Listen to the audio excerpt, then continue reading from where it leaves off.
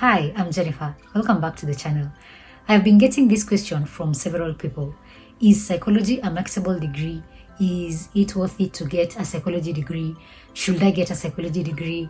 And I've been getting that question in different versions from different people. In this video, I will be responding to that question by asking you 3 questions because I believe it's not really about giving you a straightforward answer about whether you should get a psychology degree or not. At the end of the day, you are living your own reality. You're the one who knows what is happening in your life and what psychology will mean, what it means to have a psychology degree for you. So I won't be able to give you a straightforward answer, go and get a psychology degree. But I will ask you 3 questions that might help you clarify your motives behind getting a psychology degree.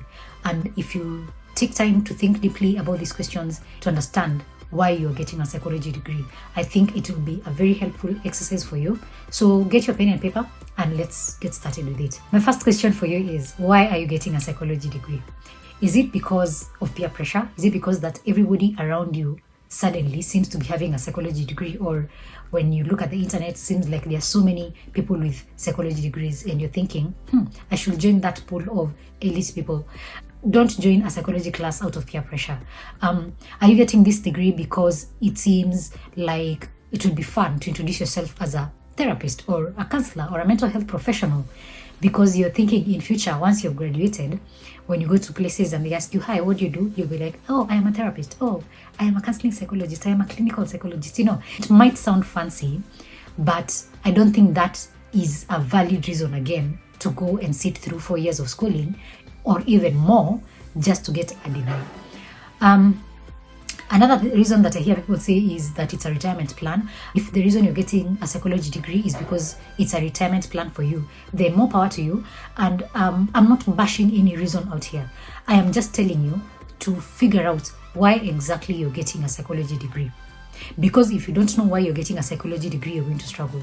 And this applies to every other course that you're going to take. If you don't know why you do the things that you're doing, on the days that it is very difficult to keep going, you will not have anything to keep you going. But if you know the reason behind the things you're doing, if you know why you're doing the things that you want to do, it will be easier for you to navigate the difficult times because you'll always go back and remind yourself, oh, there's a reason why I am doing this degree. So think about the reason behind why you're doing a psychology degree. My second question for you is, what do you want your future to look like? So what do you want your day-to-day to look like? Think about your life 4 years from now. Let's say you're starting from undergraduate. Think about your life 4 years from today. What do you want your day-to-days to look like 4 years from now? Do you want to be waking up and going to work with clients who are going through some mental illness, one or the other? Do you want to be a lecturer? Are you planning to become a teacher of psychology in an institution? Are you planning to go into private practice? What are your career goals? That's basically what I'm asking you. If you have a clear picture of the career goals you want to pursue, it will be easier for you to determine why you're getting the degree in the first place. If you think that you want to go into private practice after graduation, a counseling degree will be valuable. You'll be able to see the clients that you want to work with. If you think that you want to become a teacher of psychology, that is a good idea. You have to get the degree to become a teacher of psychology. So think about those things. What do you want your day-to-day to look like? And how can you reverse engineer your day-to-day to bring you to the present so that you can make the right decision getting into psychology school? The third question I have for you is to think about, is getting a psychology degree the most effective way of meeting your goals? Think about it this way. Let's say, for example, you want to work with kids and you enjoy working with kids in many different capacities. Is a psychology degree the best thing to do with your time for you to work with kids? Would you rather become a teacher? Would you rather become an occupational therapist? Would you rather become any other kind of work that deals with children? Is psychology the only way for you to meet the goal that you want to achieve? If your argument is you like working with people, is psychology the only way that you can get to work with people? Could a degree in community development work better? Could a degree in social work better? Could a degree in medicine get you where you want to go? Don't be so closed in on psychology as the only course that can get you where you want to go. That's why I keep insisting that you need to have clear goals. Know where you're going so that you can find the most effective way of getting there. There are many sacrifices that are required when you're getting a psychology degree, and especially if you want to go beyond your undergraduate. In different countries, there are different requirements. So the requirements are not standardized globally. They're not even standardized in every country, in every continent. So you might be a qualified psychology in one country, and you get to another country and they're like, you need to do XYZ for you to get into the field in our country. Are those sacrifices that you're willing to make? Think about the finances that you will need. Do you have enough money to pay your way through school?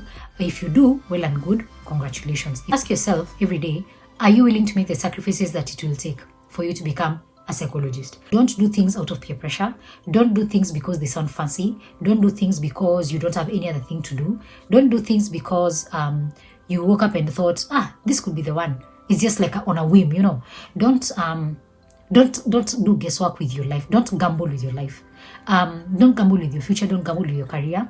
If you're keen on making a difference in the world through psychology, I would highly, highly, highly encourage you to do this degree.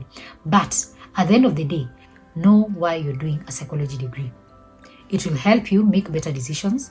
It will help you choose the right career path for yourself, and it will make your time easier in school and out of school.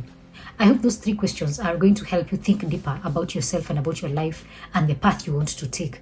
In the description box, I will link a video on the pros and cons of getting a psychology degree. From there, you can add those points to your reflection that you'll have done using these 3 questions. So I look forward to seeing you on that next video, and share this with a friend who might be considering getting into the psychology program. If you have any questions, as always, send them through and I will respond to them in 48 hours or less. And I will see you next time.